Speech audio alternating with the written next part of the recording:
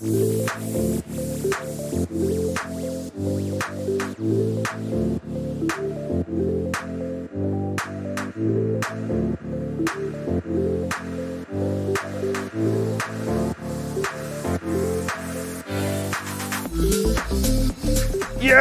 we are back. Kami kembali.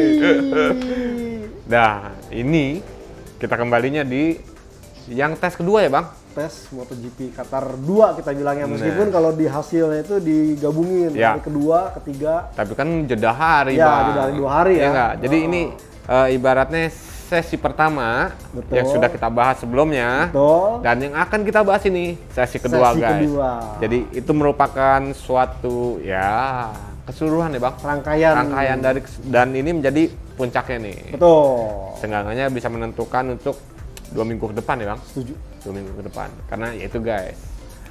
Tanggal 28 sudah mulai lagi nih race 28 Maret untuk seri perdana di sirkuit Losail Qatar. Iya. Bang John. Ya. Penuh kejutan lagi nih, Bang. Ya nggak? Luar biasa. Luar biasa. Betul. Biasa di luar. Siapa yang biasa di luar?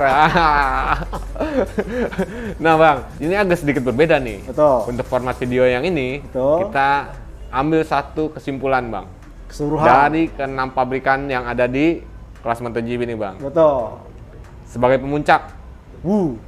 Ducati. Jack Miller. Ya kan? Disusul oleh Yamaha.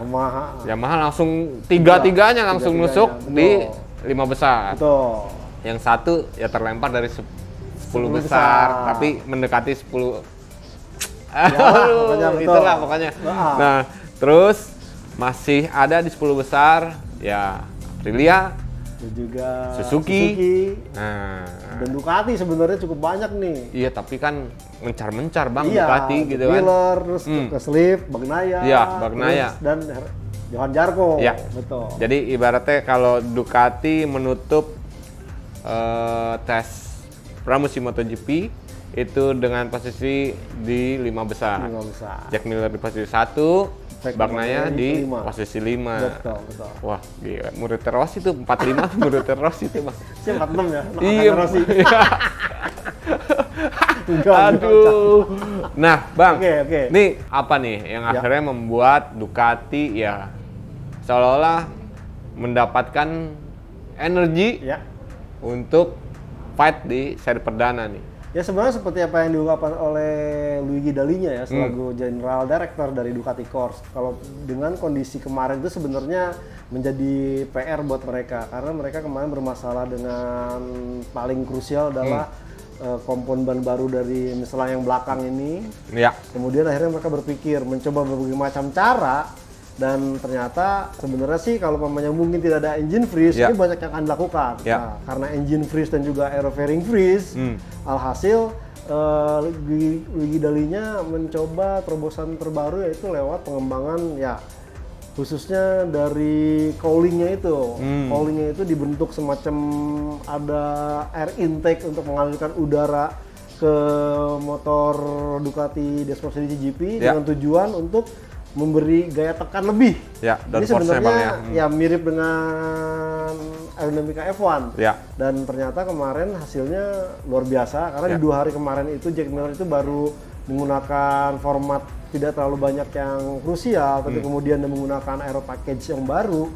Ini menunjukkan hasilnya cukup fantastis karena catatan waktunya langsung mematahkan rekor yang selama ini dipegang oleh Marc Marquez sejak 2019. Ya, walaupun itu sebenarnya bukan rekor official ya. Bukan official. Unofficial record karena ya belum balapan. Belum rekor itu kan tercatat ketika di balapan. Dan 1531 itu luar biasa kenceng. Bang. Betul. Dan disitulah di sini menjadi kebangkitan buat Ducati dan yang memang kita tahu notabene bahwa Losail ini sebenarnya cocok banget dengan motor Ducati. 2 musim terakhir ini Andrea Dovizioso dengan Desmosedi cukup tampil bagus. Artinya memang ya kemarin penambahan perangkat ini atau tes ini tidak semata-mata mungkin dipakai untuk hanya di sirkuit Losail, tapi juga dibuat modal untuk di ronde-ronde berikutnya. Itu dia. Itu. Yang menjadi menarik, Bang. Tardozzi. Ketika ditanya nih, dalam skala 1 sampai 10, ya kan? Bagaimana menurut lo penilaian tentang tes di MotoGP Qatar ini untuk Ducati? Betul. Dan yang dijawab sama dia, Bang, pede banget kan, Bang? Iya. Saya kasih angka 9. Astaga, 9 loh, Bang. Ya. Seenggak-enggaknya itu sedikit memberikan gambaran nih, Bang. Betul. Ya. Memberikan gambaran bahwa Ducati emang udah siap nih. Nggak main-main. Betul. Iya nggak, Bang? Ini juga karena berkat kalau kita melihat bahwa mungkin karena fokus kalau musim-musim sebelumnya itu ada sosok pembalap yang lebih diutamakan, diprioritaskan. Yaitu Andrea Dovizioso yang cukup lama dan bahkan memang dia yang sebenarnya membawa pengembangan ke motor Ducati Desmos di saat ini. Nah, musim ini praktis semuanya wajah baru. Artinya pembalapnya itu bukan sosok yang pembalap sudah punya hasil bagus sehingga agak sedikit jual mahal. Jumawa gitu. Ini kita lihat Jack Miller yang notabene dia baru pertama kali ini dan juga Bagnaia pertama kali ini masuk tim pabrikan, mereka tetap istilahnya low profile.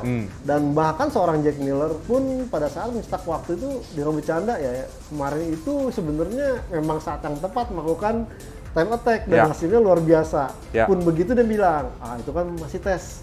Kita tetap harus istilahnya menginjak bumi nih karena balapannya apapun bisa terjadi dan bahkan Pecco Bagnaia pun begitu. Dan yang paling spektakuler adalah kehadiran Johan Zarco yang kita tahu padahal kan 2 musim belakangan kemarin kita sampai ini sih kagak bakal balapan nih, nasibnya burem nih. Gabung Ducati luar biasa lagi. Top speednya, Bang. Top speed 357, berapa gitu kan. Itu menunjukkan bahwa sebenarnya ini menjadi faktor kenapa Tardozzi mengatakan 9. Plus lagi dengan bekal 3 pembalap rookies. Ada Enea Bastianini, ada Luca Marini dan juga Jorge Martin. Ini menunjukkan mereka cukup tampil bagus dan saya pikir lebih bagus dari Lorenzo Savadori. Itu dia, Bang. Tidak jatuh, tidak ini, dan bahkan mereka satu hal lagi yang patut diapresiasi adalah sistem baru yang diterapkan oleh Ducati di mana tidak terpecah menjadi tim pabrikan sendiri, tim ini, tapi mereka digabung. Jadi antara tim pabrikan bisa berkomunikasi dengan tim satelit dan bahkan si rookiesnya ini bisa langsung berinteraksi dengan pembalap pabrikan, pembalap senior Johan Zarco, dan itu sebabnya hasil performanya cukup bagus. Meskipun, makanya adaptasinya cepat, Bang. Itu saya mau bilang, padahal kan kemarin tidak ada tes pramusim setelah Portimao.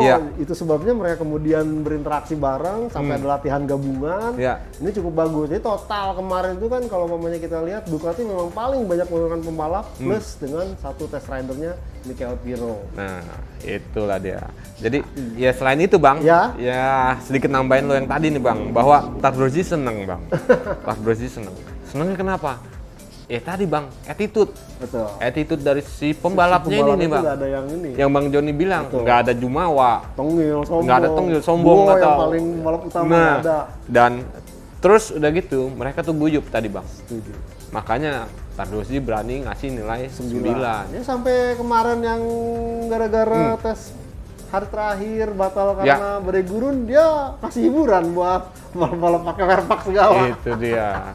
Itulah, jadi seenggak-enggaknya nih ada suasana baru di Ducati. Betul. Yang barangkali aja dengan suasana yang baru ini, terus guyupnya mereka gitu kan. Betul. Ya, nggak menutup kemungkinan. Jadi juara dunia. Jadi ingat kata Alex Rins bahwa MotoGP ini bukan istilahnya one man show, tapi teamwork. Dan ini sepertinya mulai didapatkan kuncinya oleh Ducati dengan menggabungkan semua talenta yang ada di MotoGP ini. Asal jangan pas di tengah jalan aja berubah pikiran ya. Dari yang guyup akhirnya menjujuk ke 1-2 pembalap. Individu, betul. Iya, soalnya kan bosnya kan suka begitu, Bang. Tahu sendiri. Ya kan? Bos paling gede yang paling gedenya. Paling gede nih yang ngacoin emang. Iya kan? Tuh, ikutin dong gaya balapnya nikungnya si Bagnaia gitu kan. Padahal mah nggak lama glosor. Itu yang akhirnya bisa memicu perpecahan di antara pembalap-pembalap, Bang. Bener ya, Bang? Emang nih Polo Ciabatti, Tardozzi juga harus menjaga nih ya bos cewek Ducatinya ini nih. Itu dia, biar kondusif. Iya, jangan sampai ngeluarkan komentar-komentar yang bikin statementnya bikin nyakitin hati ya Bang. Balapnya jadi down gitu. Nah, itu dia. Tapi seenggaknya ya kalau kita bicara tentang Ducati, banyak pihak yang juga menjagokan ya Ducati nih. Jack Miller masuk tuh sekarang. Ya, nah salah satunya Jack Miller Bang untuk di sekarang kandidat juara dunia. Kandidat juara dunia 2021. Betul. Kalau kalian gimana guys? Kira-kira Ducati itu kayak gimana? Nah, masukin tuh ke kolom komentar. Kita sharing, diskusi. Iya. Nah, kita lanjut nih guys. Oke. Ya kan, abis dari Ducati, kita bicara tentang Yamaha Bang. Garputala. Iya. Garputala. Iya. Nah, bicara tentang yang tadi nih, soal penilaian nih Bang. Iya kan? Bicara tentang penilaian, Yamaha sendiri berani membuat statement bahwa cukup puas. Nggak poin ya dia, nggak poin ya? Poin Bang. Oke. Berani dia ngasih poin berani. Oke. Meregali itu sampai dia ngomong ya walaupun dia mewakili pembalap pabrikan ya Bang. Iya. Si Vinales dan juga Quartararo. Itu kasih nilai 8,5. 0,5 di bawah Ducati. 0,5. Nah, menurut Bang Joni, apa yang akhirnya membuat seorang Meregali berani vokal untuk ya tadi soal kepuasan tes di Qatar 8,5. Betul.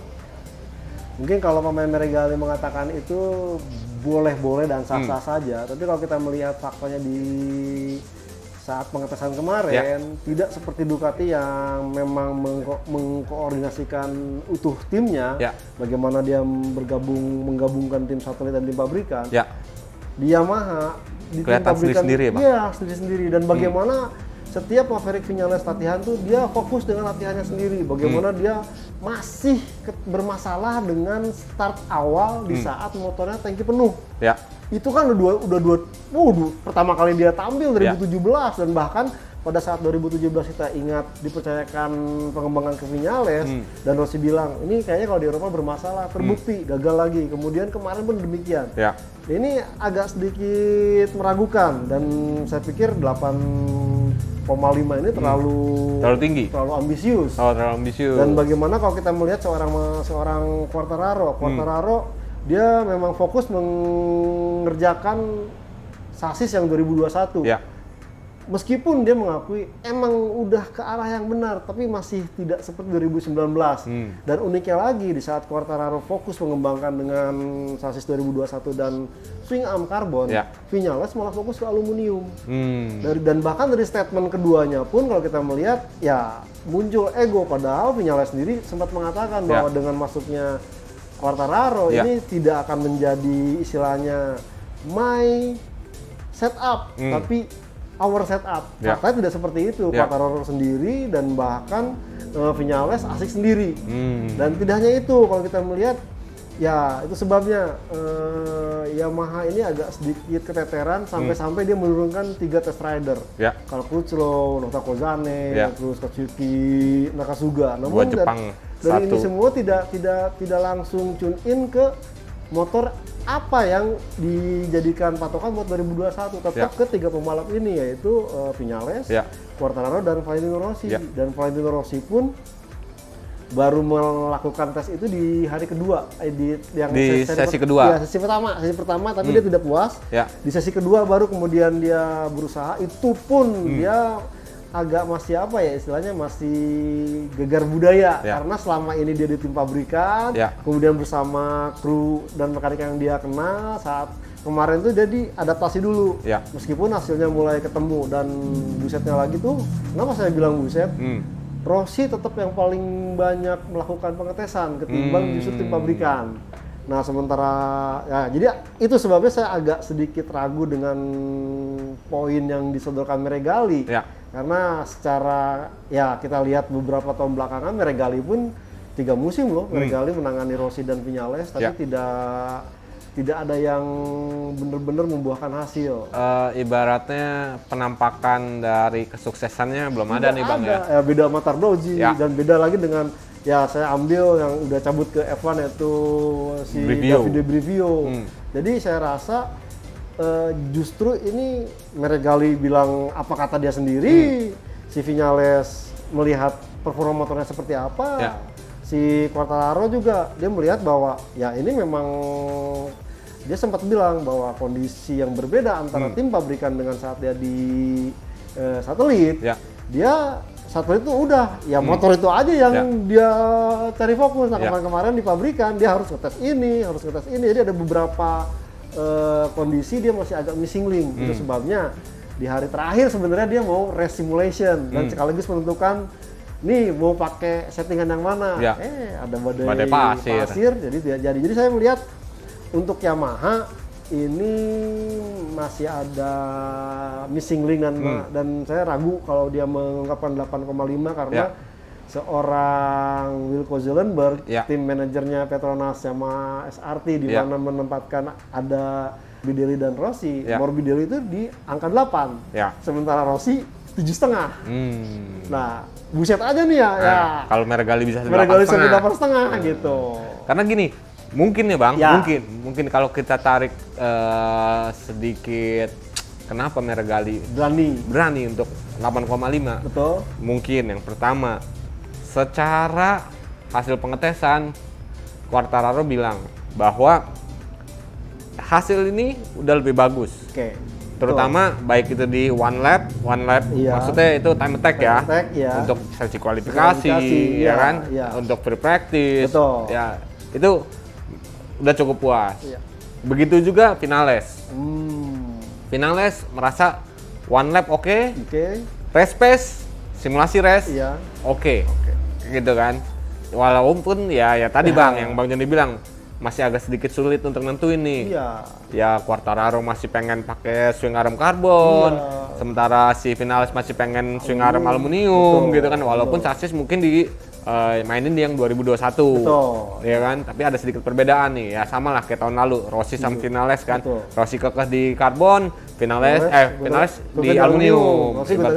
Ya ibaratnya kayak gitu kan. Jadi mungkin dari tarik sedikit kesimpulan dari situ kali, mengapa Meregali berani untuk mengambil angka 8,5. Dan bahkan Rossi pun ya tahu Bang. Ini kemarin itu gara-gara apa ya? Gara-gara itu kayaknya Bang, spakbor gundul gitu. Dia ngomongnya tuh yang ban yang lewatin spakbor. Itu sampai dia sempat bilang kan, sempat bilang di konferensi pers di tim kan. Aerofairing baru, aerofairing package yang baru. Dia sampai tak cariin, tak liatin fotonya satu-satunya gimana, sampai baru kelihatan lah spakbornya doang. Udah gitu kalau lihat ya kayak itu pakai topi, botak terbuka. Nah itu dia. Ya kalau di kalangan anak-anak motor ceper, spakbor depan dibikin begitu tuh Bang. Jadi karena ya istilahnya segitiganya lebih pendek ya. Betul. Jadi akibatnya bannya itu timbul di atas spakbor. Nah di M1 seperti itu Bang. Padahal kalau mamanya melihat itu bukan karena faktor gara-gara itu, tapi kalau kita melihat ke sisi sampingnya, itu agak menutupi tabung shocknya. Ini yang membuat akhirnya mungkin slipstreamingnya jauh lebih bagus ketimbang yang sebelumnya. Mungkin karena itu ya. Nah, dengan part itu Bang, part itu ditambah ya dia menemukan kembali lah rasa kepercayaan dirinya Rossi terhadap si M1 dengan chassis yang 2021 ini. Di sesi kedua tes Qatar, akhirnya guys bisa tembus 153. Dan itu kan catatan catatan rekor pribadi Rossi Bang ya. Seumur umur, Rossi itu belum pernah 153. Kebayang Bang, dari tahun berapa sampai tahun berapa balapan di Qatar baru kali ini tembus 153. 2004 yang waktu masih siang hari, terus 2008 malam hari, terus kemarin ya sempat podium juga. Baru tembus 153 993. Nah, ini dan akhirnya mungkin akhirnya Meregali merangkum semua dan memberikan poin 8,5 tadi. Saya sih lebih cenderung 8 lah kalau segini. Iya. Karena gini loh, Suzuki aja nih. Suzuki itu nggak berani loh Bang. Emang. Siapa Shinichi Sahara. Iya, sebagai direktur tim. Ayo dong. Padahal di push ya. Betul. Kasih gua angka. Berapa? Nggak berani nyebut. Hanya Tuhan yang tahu kata. Gila tuh orang tuh. Padahal Bang. Jadi, ya kan? ini pun faktor kepergian dari Davide Brivio. Karena secara jujur nih, dari video review yang lebih tahu kan si Sahara sempat mengungkapkan. Sambil minum ya bang. Oke. Si Sahara itu mengungkapkan bahwa sosok yang paling berpengaruh terhadap suksesnya itu dari Brivio. Karena dia yang tahu dan bahkan dia yang memilih pembalap dan bahkan pada saat Viñales itu dia ambil Yamaha, ya Brivio bilang ya udah ambil aja. Karena memang waktu itu David Brivio melihat ada talenta lain yang sebenarnya jauh lebih bagus dan itu terbukti. Nah, si Sahara ini boleh dikatakan memang jauh lebih ke teknis. Minum guys. Jauh lebih ke teknis dia, artinya ke pengembangan motor, ke ini dan selama ini kalau kita melihat memang belum dan kepergian David Brivio ini sepertinya tidak akan ada yang digantikan. Event itu Shinichi Sahara ataupun nanti Ken Kawauchi. Makanya Shinichi Sahara ini sepertinya agak sedikit apa ya, gegar budaya juga. Kenapa saya bilang gegar budaya? Karena posisinya selama ini dia lebih ada di belakang layar. Di belakang layar. Harus maju. Harus maju. Dia pasti akan bingung nih harus mengatakan apa-apa. Meskipun ya kalau kita melihat itu udah dimulai nih. Kalau mamanya sempet ya guys lihat Twitternya Shinichi Sahara. Sekarang itu udah mulai update. Udah mulai vokal ya. Vokal, update apa meskipun pakai bahasa Jepang. Nah ini yang sepertinya mungkin belum berani. Satu itu. Yang kedua memang Suzuki kemarin melakukan beberapa perubahan, namun lagi-lagi masih ada yang hilang, yaitu time attack mereka belum dapat. Nah, ini yang kenapa Shinichi Sahara akhirnya oke lah, time attack masih ragu-ragu, tapi secara overall package untuk balapan kita yakin. Nah, mungkin seandainya dia dapat race pace untuk atau time attack, saya yakin dia berani menyebutkan berapa poin antara 0 sampai 10. Nah, tapi Bang, yang menjadi menarik, dua pembalap mereka nih. Oh iya. Dua pembalap mereka, Joan Mir, Alex Rins. Tetep Bang, senyum-senyum Bang ketika ditanyain ya lu gimana nih dari hasil keseluruhan tes yang udah lu jalanin gitu kan. Senyum, nggak pernah gitu loh, maksudnya bete, merengut gitu, enggak. Ya, tapi kalau si Joan Mir kan dia agak sedikit lebih serius sih sebenarnya daripada si Alex Rins kan. Nah dia ini pertaruhan dia tahun ini. Nah itu karena mungkin ada tekanan, ada beban nih Bang ya. Saya ada di pundaknya Joan Mir nih. Nah keduanya Bang? Keduanya Alex Rins dan Joan Mir. Ya. Oke. Alex Rins dan Joan Mir timis pokoknya Bang. Untuk one lap, time attack, seenggaknya sudah mulai lebih baik daripada tahun sebelumnya. Iya. Betul. Nah untuk race pace, mereka juga cukup yakin. Karena kenapa? Ya tahun lalu kita lihat sendiri Bang.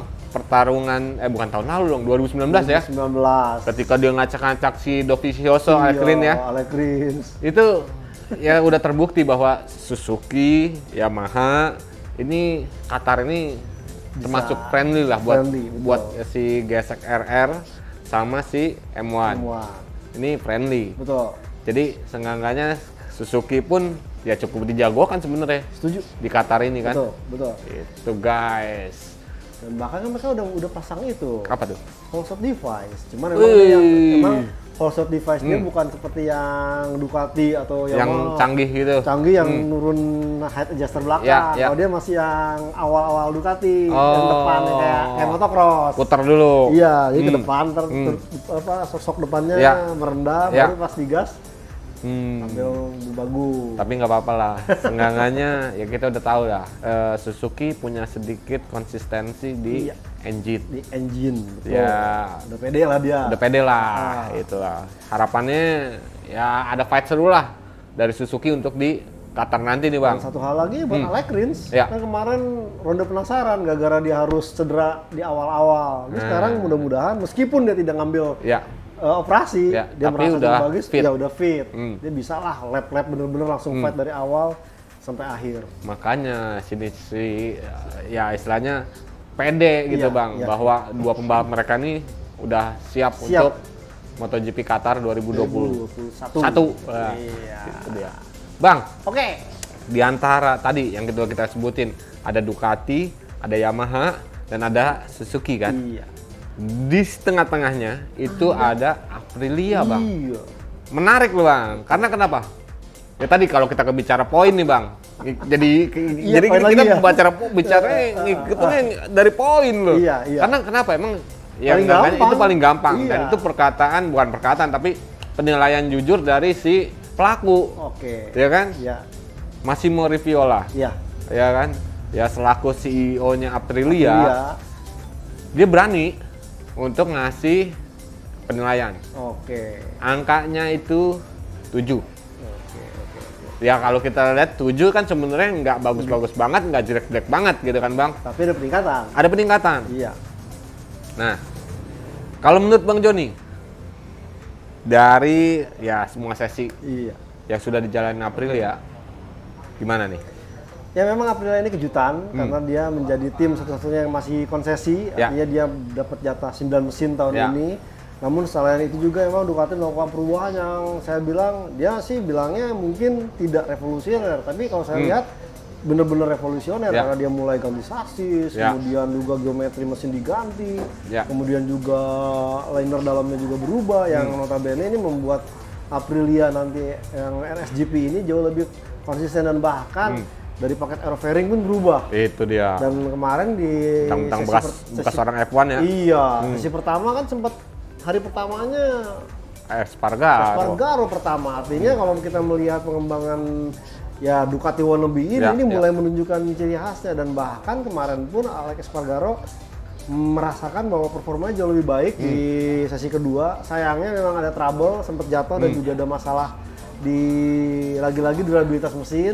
Ini yang menjadi problem, dan saya rasa mungkin Aprilia pun harus segera mengontrak test rider. Karena kalau mengandalkan Alex Espargaro sebagai pembalap reguler kemudian dicekokin sebagai test rider, wah pasti capek juga. Meskipun mungkin Alex Espargaro seneng-seneng aja. Seneng aja, jam terbang gua makin banyak. Apalagi bicara soal duit kali nambah gitu kan. Nambah, betul. Jadi tetap ini, dan kedua lagi kalau kita lihat tandemnya Alex Espargaro yaitu Lorenzo Savadori, ini masih dalam tahap karena rookie, dia masih coba-coba, belum ketahuan, belum dan bisa bahkan kemarin sempat itu Bang cedera di bahu. Iya kan? Itu cedera bahu lama, kambuh lagi. Nah itu dia tuh. Ini jadi problem. Jadi itu sebabnya mungkin Massimo Rivola seandainya mungkin dia punya tandem yang bagus, Alex Espargaro atau katakanlah jadi Andrea Dovizioso, karena mungkin dia bisa berani jauh lebih tinggi karena memang dengan kondisi dia masih konsesi, dia dapat jatah 9 mesin dan bahkan masih boleh mengembangkan mesin di saat musim berjalan. Saya rasa ya Aprilia bisa untuk bersaing di 5 besar. Nah, itu dia. Makanya udah dipaksa-paksa tuh Bang sama Dorna. Lu nggak mau lebih dari 7?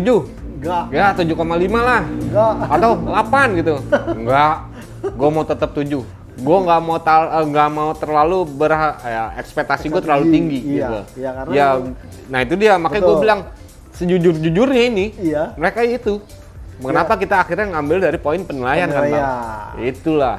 Jadi ya ketika lo dipaksain udah naik 7,5 kan enggak. Yang terjadi kayak begini gitu. Yang tadi Bang Joni bilang kan. Ada handicap yang mungkin perlu dibenahi.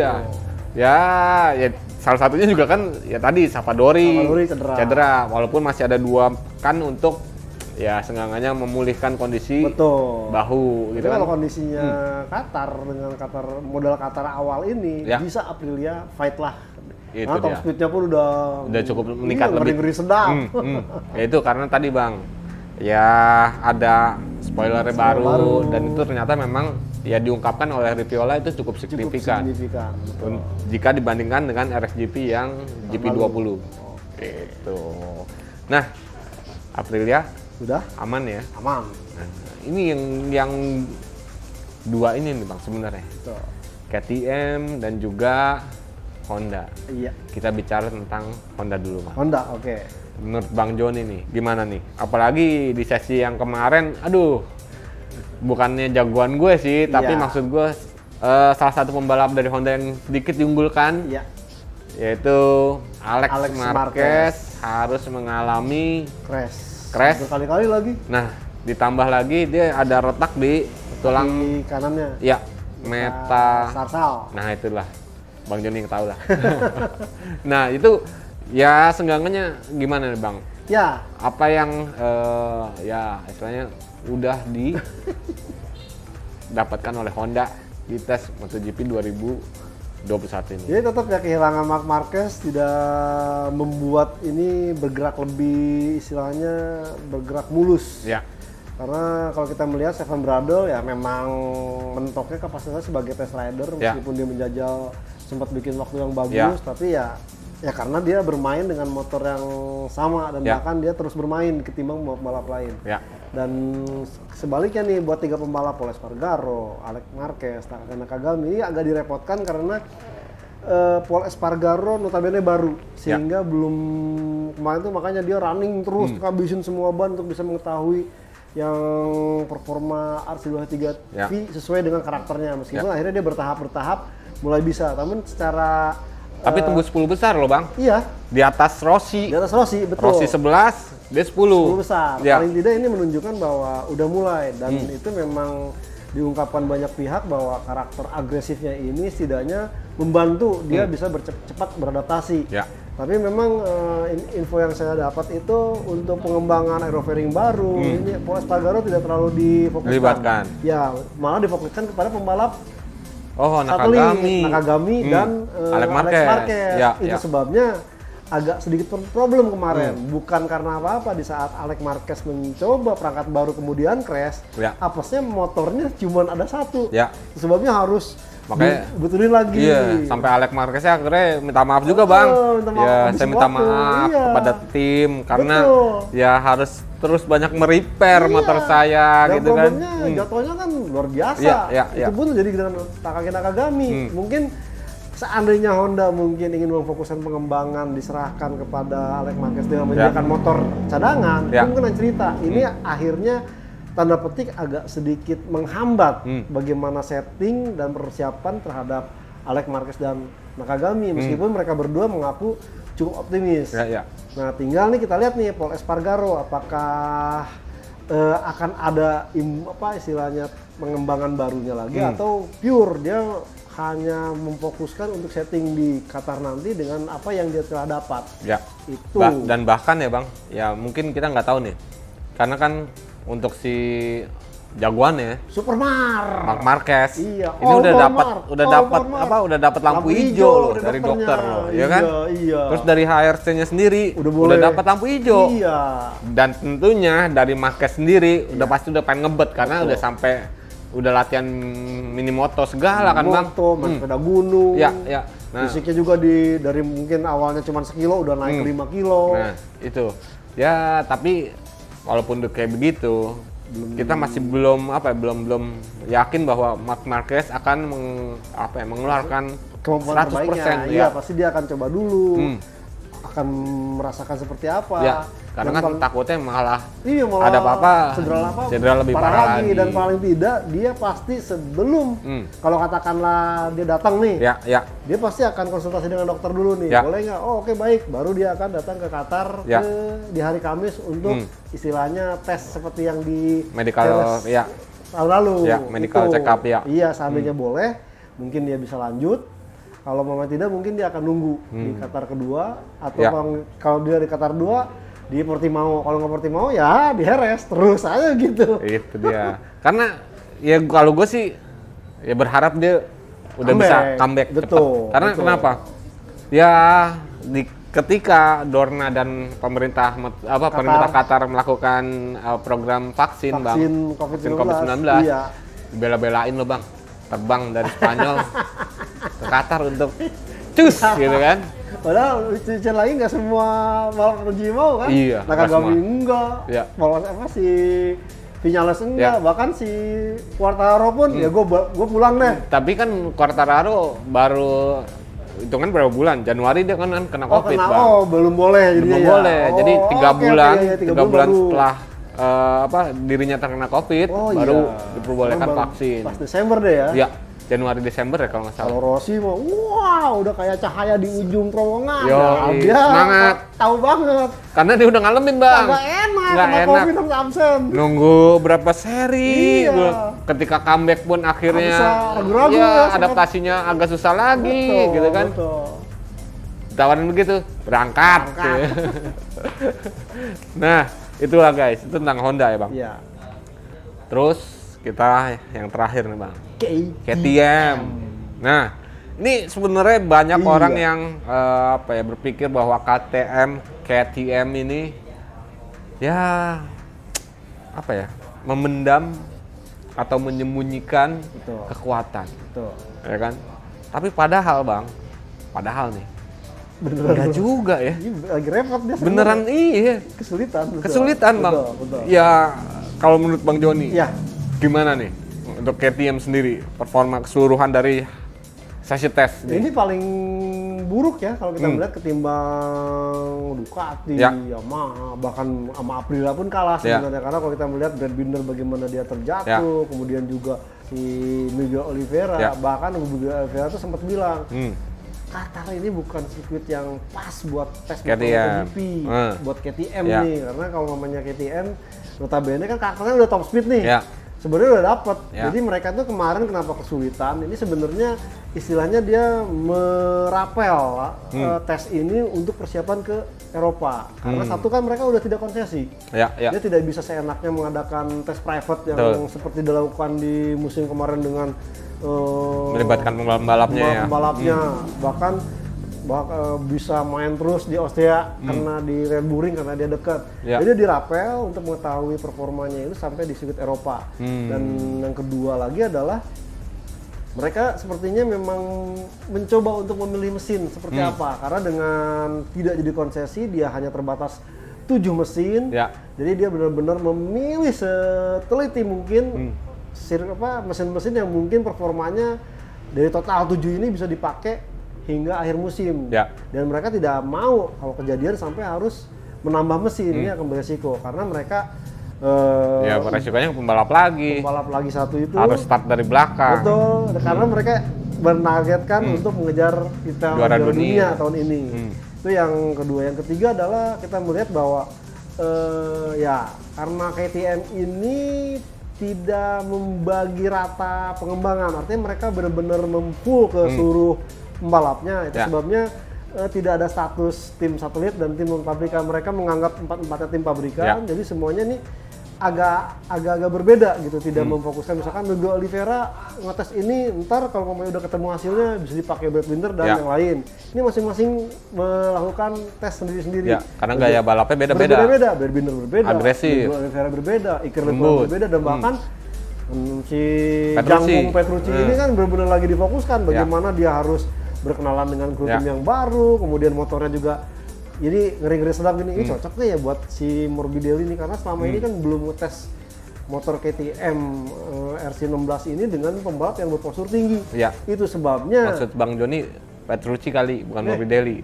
Sorry, Danilo Petrucci, habis sama-sama Italia.